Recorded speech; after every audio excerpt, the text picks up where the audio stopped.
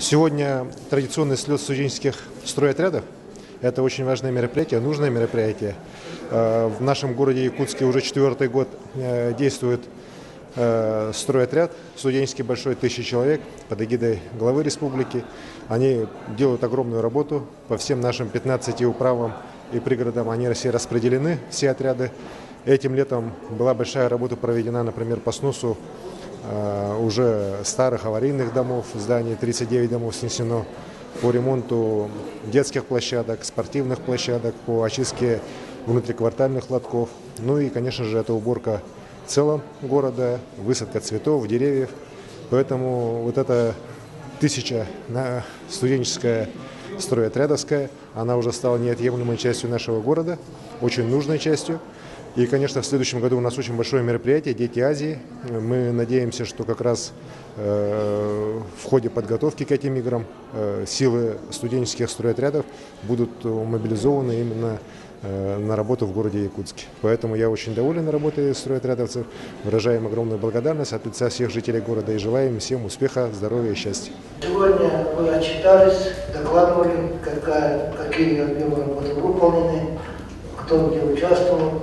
Конечно, направления очень разные, и самое хорошее то, что вы не только проявляли себя здесь на территории родной Якутии, но работали за пределами республики, проявляли себя только с хорошей стороны. Вы по большому счету послами нашей республики, проявляя те качества, которые вы получили здесь в Якутии, показывали пример в других регионах. Это для нас очень важно, потому что через вас и через ваше поведение, через вашу активность, творчество, наступательность оценивает и саму Якутию.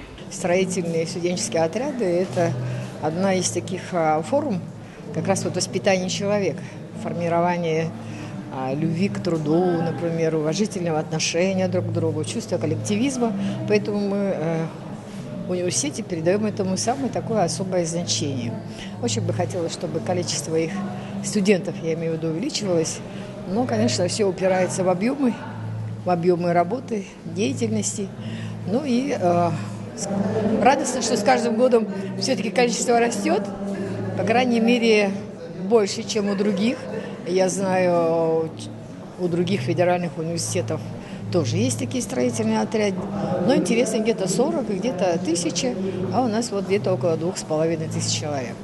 И студенческий кампус, он практически отремонтирован, построен силами наших студентов, чем я очень горжусь. Вожатые единство, вожатые сила, вожатые